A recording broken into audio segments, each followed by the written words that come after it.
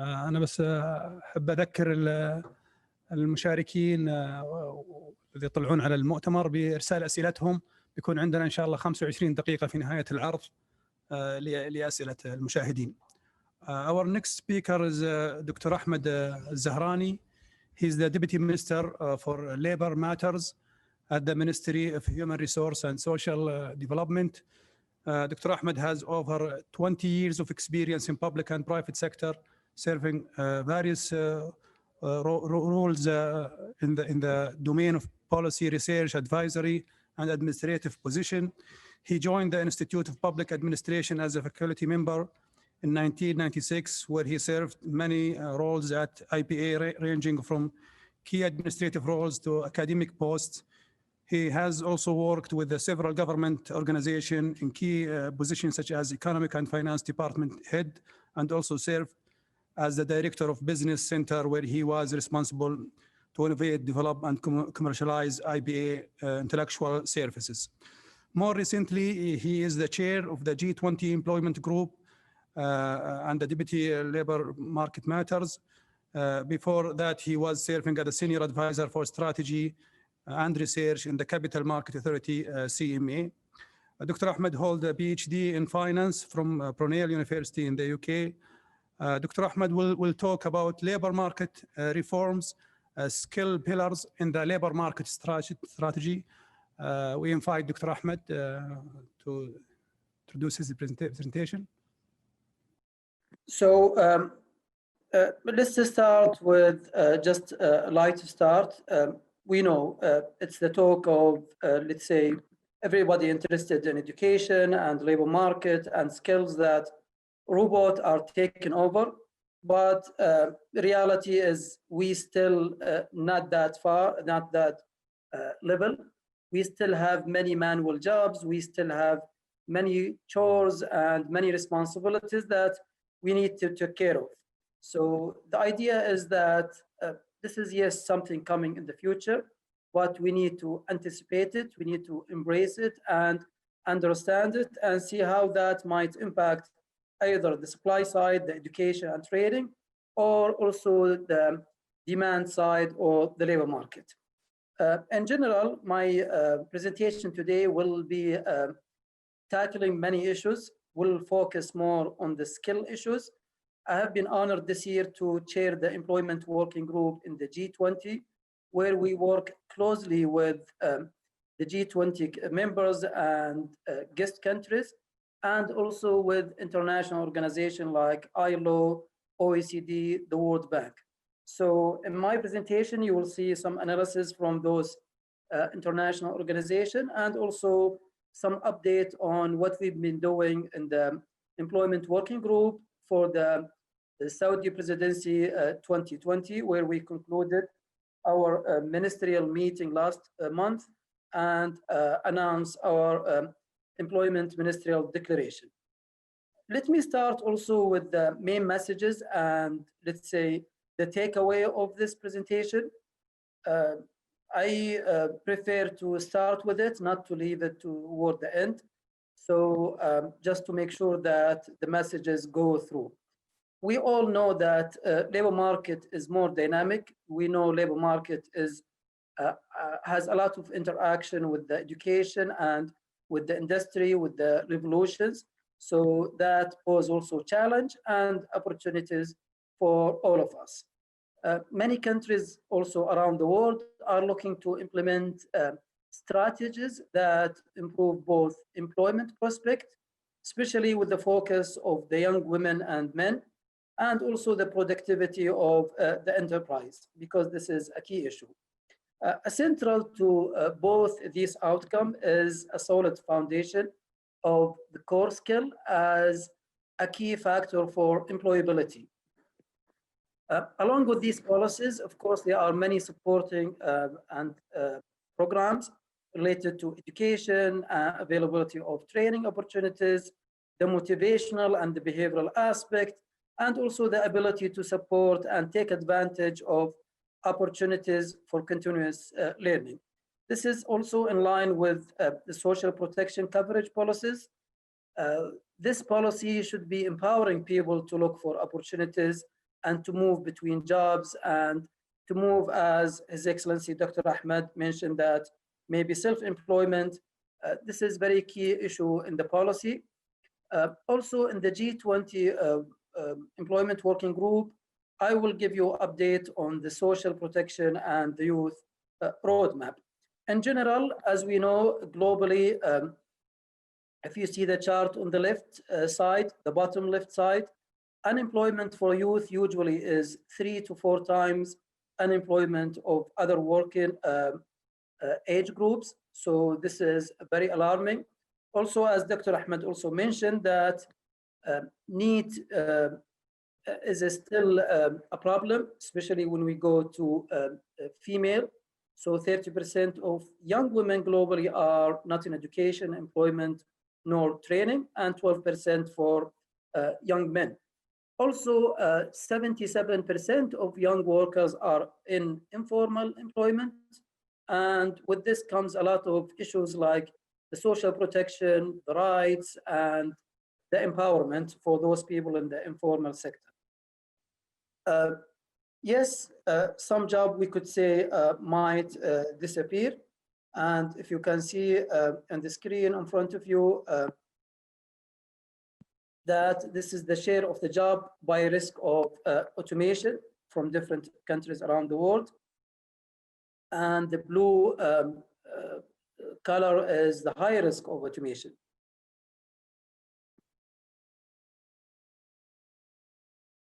Also, we see in the global scene that industrial jobs are, of course, falling in the West, but is still rising in the East. So the story is not consistent, is not the same around the globe.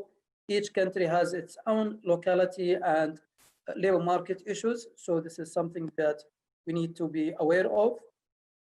Also, the technological changing is also taking jobs, let's say, more into the intensive in non-routine cognitive tasks. So non-routine cognitive tasks related to, let's say, PR and other related jobs. So these jobs need to be considered as high risk also. On the supply side, we know, and people here are more expert than me in the education, but we all know that years of schooling are not the same as learning. And the average year of schooling is to be unadjusted and adjusted for the learning is different concept. So if we adjust it by the test score, we see different segment and we see more, let's say, less effective years in each country. Also, many countries don't know whether students are learning. So this is the percentage of countries in each region with a nationally representative learning center. We have here 5 categories of geographical countries, and you see the percentage of learning assessment center nationally. In the labor market related issues, we know there is a still shortage in cognitive and social skills. Once you see the chart is above 0, it represents an index of shortage. So the plus here is shortage, the minus is surplus. You can see in many countries there is a shortage in reasoning abilities, in the complex problem solving, in the social skills. And as we know, these are very integral, especially in many kind of jobs that we anticipate in the future. Also, the adult learning is, when we say training, is not always reaching to those at highest risk. So for example, workers in fully automated jobs, they get 4 times less job-related training and 30 hours per year less training. In the adequate social protection, there are very important, let's say, principles for the social protection, especially when it covers the non-standard work. When we say non-standard work, we talk about range type of employment types. We're talking about self-employment. It could be gig economy. It could be app or platform employment, or it could be different types of, let's say, flexible work.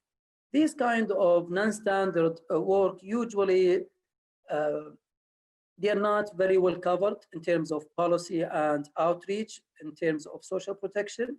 So any scheme of social protection should care of the incentive of misclassification of workers, and it should reach to high coverage among non-standard worker and does not lead to more adverse selection in terms of, let's say, companies or firms find ways of hiring people not into the system, and it should be, of course, affordable for contribution.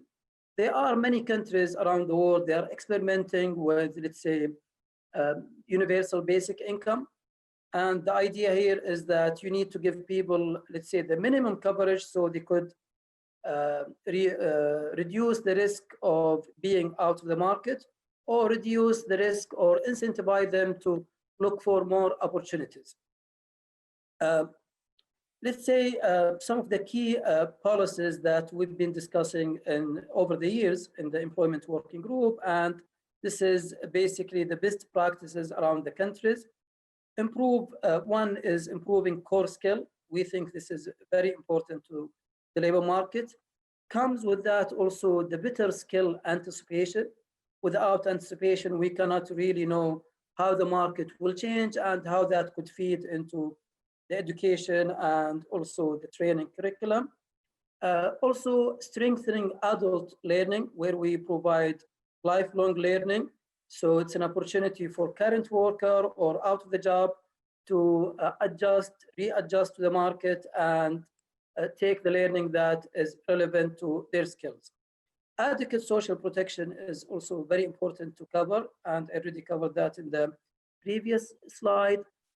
Number 5, effective active labor market policies, where labor market policy should look into the job seekers, unemployed, and provide different policy solutions to activate them to be in the labor market.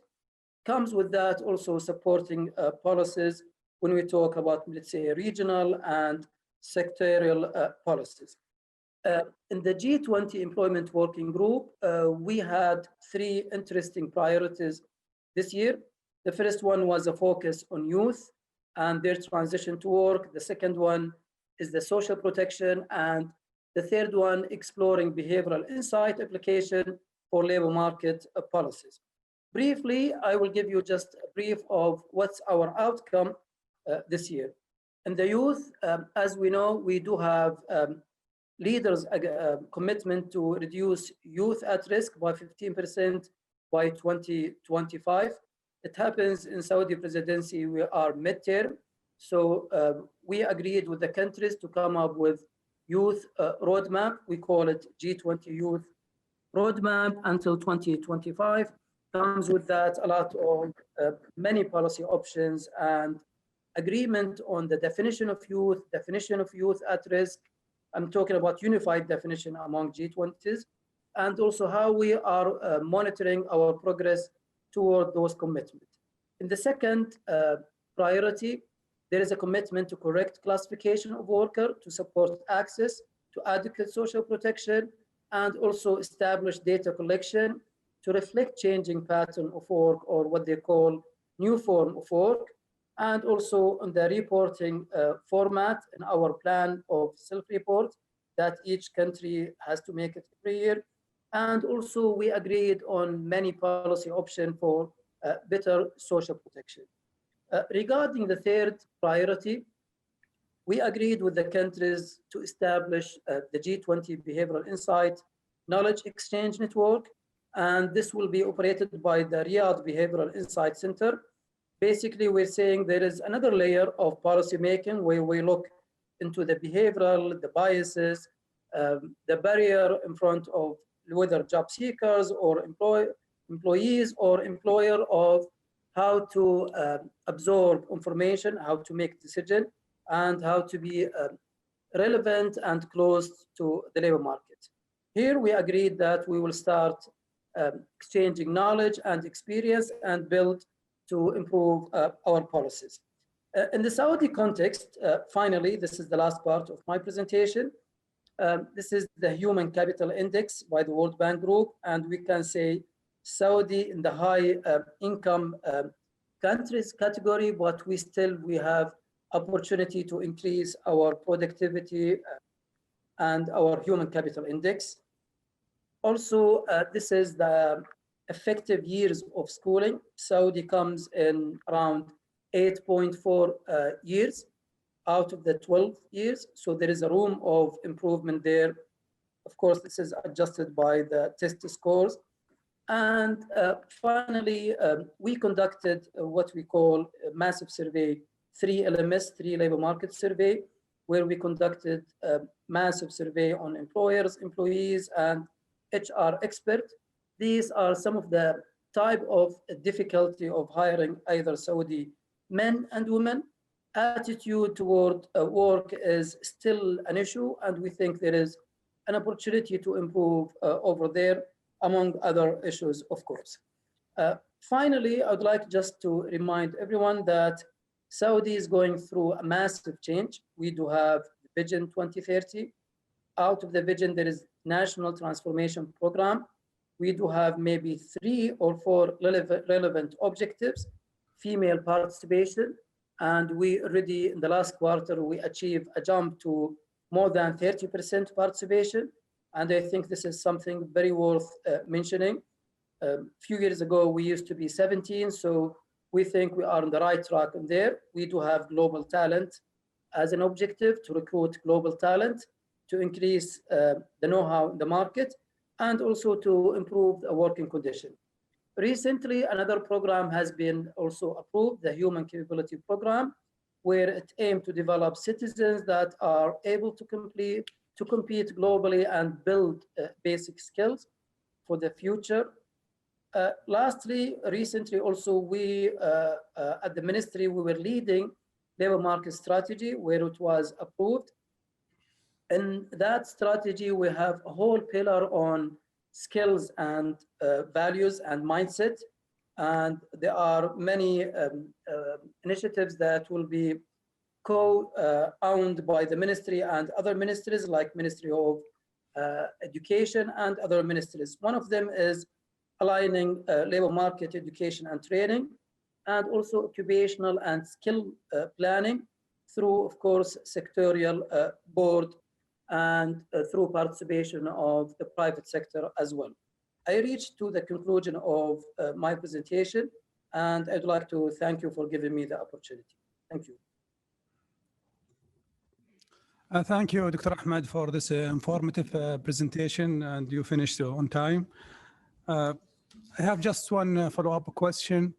You mentioned the Human Capital Development Programs, one of the Vision 2030 programs. Also, you mentioned the recent changes in the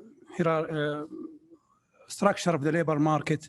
So when do you think labor market strategy and skill pillar will have effect and achieve its objectives? How far your strategy goes?